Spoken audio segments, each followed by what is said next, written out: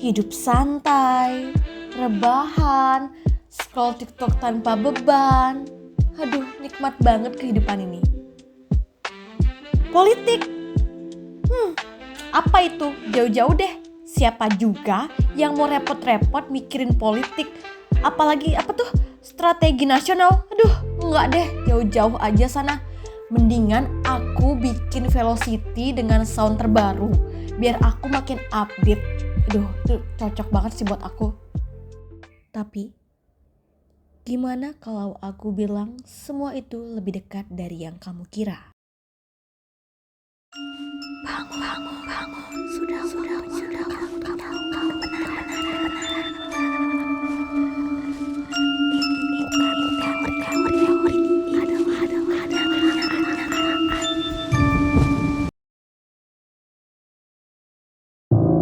Di balik setiap keputusan besar di negeri ini, ada sistem yang mengatur. Stratifikasi politik. Bukan sekedar jabatan, tapi hierarki kekuasaan. Semakin tinggi posisinya, semakin besar pengaruhnya. Dan ini bukan kebetulan. Semua sudah diatur. Lapisan tertinggi, penentu kebijakan puncak. Mereka yang menentukan nasib bangsa, presiden, MPR, penguasa kebijakan puncak. Mereka menetapkan aturan besar, dasar negara, bahkan bisa mengubah arah sejarah.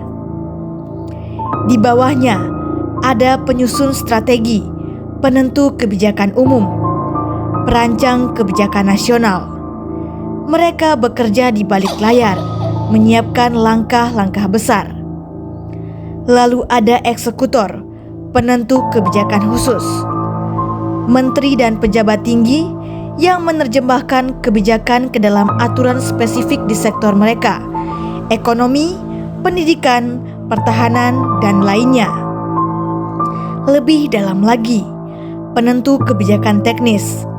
Ada teknisi kekuasaan, sekjen, inspektur jenderal, pemegang kendali administrasi. Mereka memastikan semuanya berjalan sesuai rencana. Dan di daerah, gubernur, bupati, wali kota yang membawa keputusan pusat ke tingkat lokal. Mereka berkuasa, tapi tetap ada batasnya. Sebuah sistem yang tampak jelas, tapi di baliknya ada kekuatan yang menggerakkan.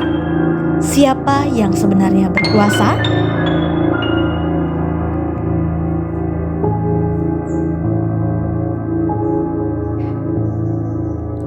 Tapi politik bukan hanya soal kekuasaan. Politik juga menentukan arah pembangunan nasional. Di balik kemajuan sebuah bangsa, ada strategi besar yang menggerakkan semuanya. Politik dan strategi nasional. Ini bukan sekedar teori. Ini adalah bagaimana kebijakan diterapkan untuk membangun ekonomi, menjaga keamanan, dan menentukan masa depan. Di bidang hukum, aturan diperkuat, korupsi diperangi, dan keadilan ditegakkan. Setidaknya, itulah yang seharusnya terjadi. Di sektor ekonomi, kebijakan dirancang agar rakyat sejahtera. UMKM didukung, investasi didorong. Tapi, siapa yang benar-benar diuntungkan? Di dunia politik, demokrasi dijaga, transparansi ditingkatkan. Tapi, kekuasaan tetap berada di tangan mereka yang tahu cara bermain. Di bidang pertahanan, negara bersiap menghadapi ancaman dari luar dan dalam. Terorisme, perang cyber, konflik sosial. Semua bisa terjadi kapan saja. Di pendidikan, generasi muda dipersiapkan, teknologi diperkenalkan. Tapi, apakah sistem ini benar-benar mencetak pemimpin masa depan? Tapi ada pertanyaan yang lebih besar. Apa yang menentukan keberhasilan strategi ini? Kepemimpinan politik.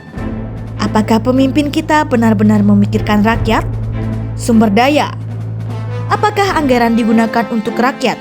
atau menguntungkan segelintir orang? Partisipasi publik, apakah kita hanya diam atau ikut mengawasi?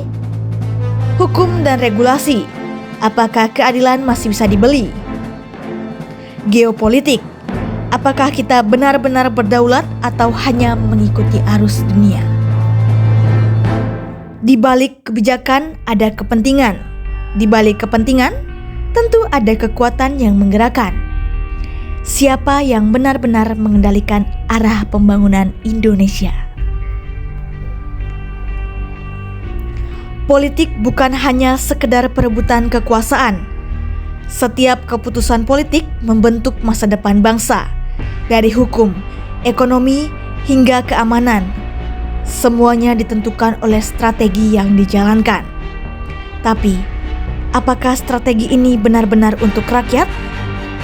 Pembangunan nasional hanya bisa berhasil jika kepemimpinan berintegritas, sumber daya dikelola dengan bijak, dan masyarakat aktif mengawasi kebijakan. Karena tanpa transparansi, tanpa pengawasan, politik bisa menjadi permainan segelintir orang, dan pembangunan hanya ilusi yang tidak pernah benar-benar dirasakan semua orang. Anak muda, suara kalian lebih kuat dari yang kalian kira. Jangan hanya jadi penonton, kritisi, suarakan pendapat, dan ambil peran dalam perubahan. Masa depan Indonesia bukan hanya ditentukan oleh mereka yang berkuasa, tapi juga oleh kita yang peduli. Jadi, kemana arah pembangunan Indonesia? Itu semua tergantung pada kita.